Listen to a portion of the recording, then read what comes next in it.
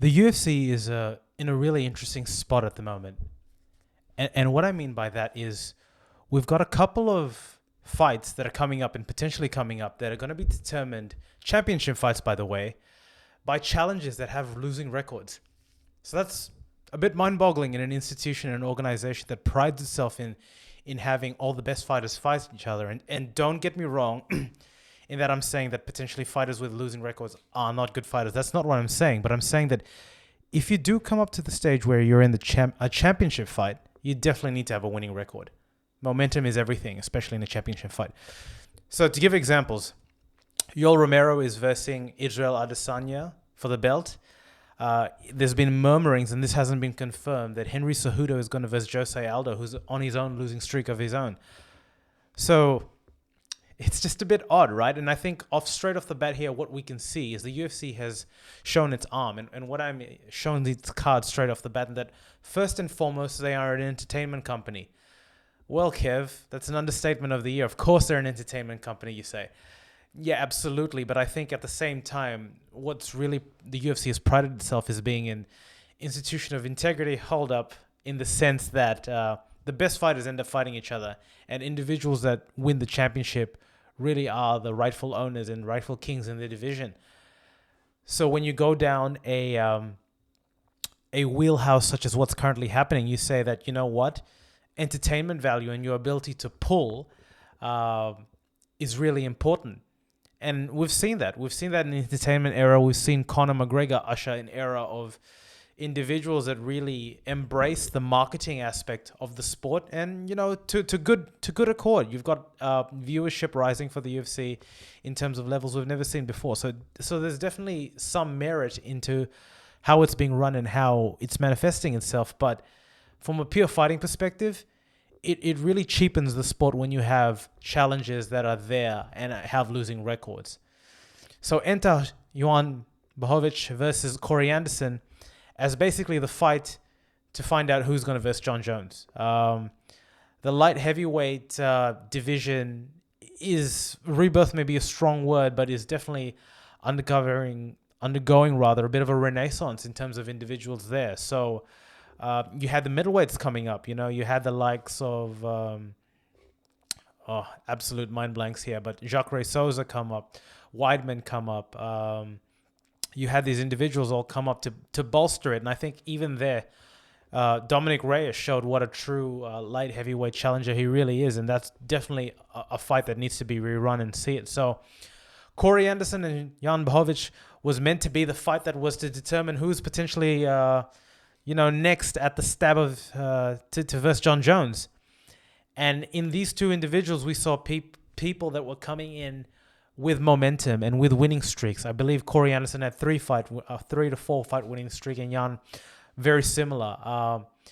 Jan had gone through, had taken some big scalps. I think he'd had a real back and forth with Jacare Souza, and prior to that, I'm getting absolute mind blank, but I know he cracked him on the skull, cracked him on the face. He's a middleweight.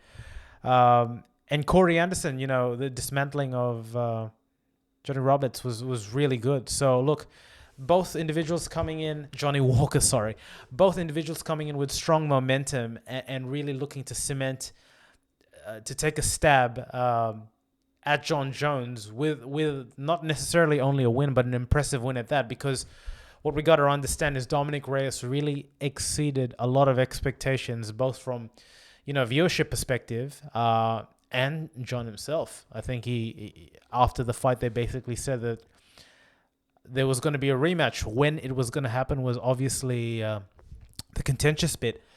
So really interesting to see there. So obviously a lot of stake at this fight, and it started off that way. Of the two fighters, both with various styles, and it was interesting to note that this fight had happened before, and Corey Anderson had won predominantly with a wrestling-based attack. These fighters came in basically very different versions of themselves, so it was definitely a part 2 of this fight was warranted. And straight off the bat, you could see that Corey was the more nimble of the two fighters. Corey has a wrestling background, but, as with his fight against Johnny Walker, had been dismantling dudes with his stand-up and definitely wanted... You could see that there was a renewed vigor and focus, especially in the way that he was, dancing very light off his feet, coming in first in terms of the strikes. Granted that throughout the course of this the first round rather, there wasn't a lot of damage in that particular regard, but he was usually the first to the punch, and Jan by virtue was the slower looking fighter, very fleet of foot, but obviously walking forward like a juggernaut.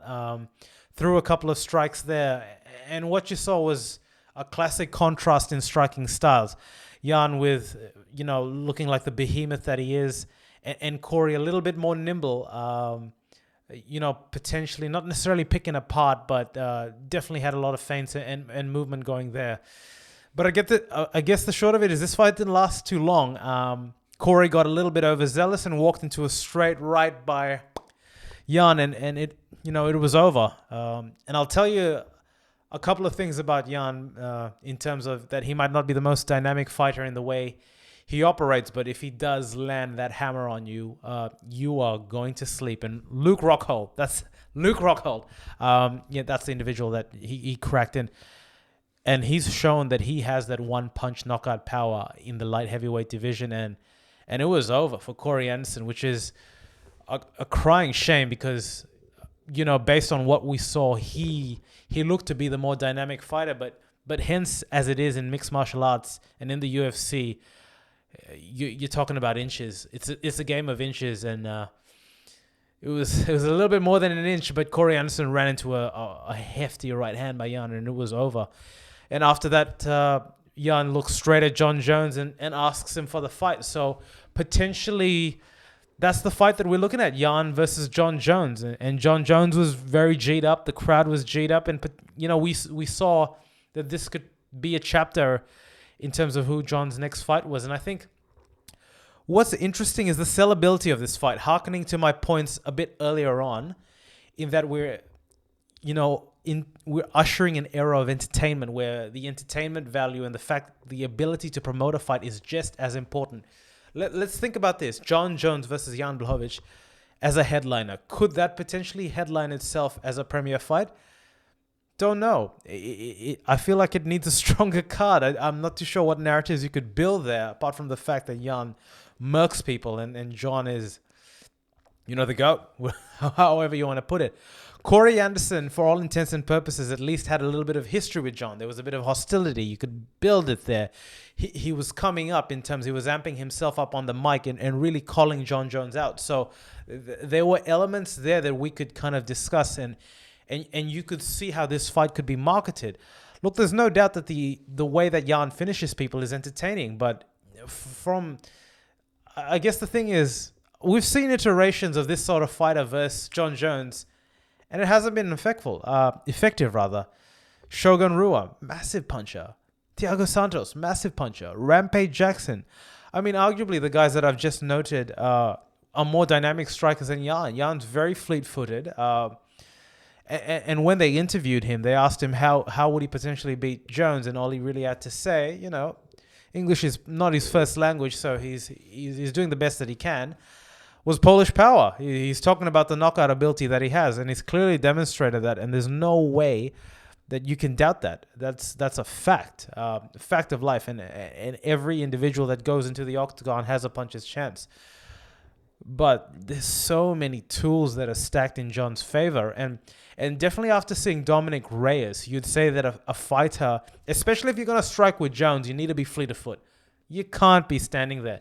And it was the last two rounds when Dominic Reyes had burnt out his juice that we saw John win comfortably in that particular regard, and potentially Corey with his wrestling background as well as his improved striking could have given us there. But yeah, look, that's just a couple of permutations, and I think what it really does set up is, do we go into John versus Jan straight away, or do we run that Reyes fight back? A lot of people want to see it, including myself. Yeah, like, who would you want to see? I think that Jones versus Dom Reyes 2 is definitely a fight with more pull, more marketability than John versus Jan. That's the fact. Not that he's not worthy of it, but that's really how it is. Like that's what I believe a lot of people would rather see.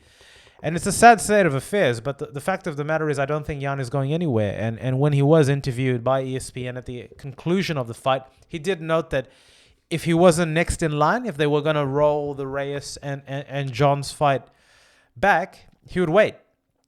He wouldn't challenge another challenger in that particular regard. And that makes absolute sense. Like, why would you? It doesn't make sense. It's way too risky.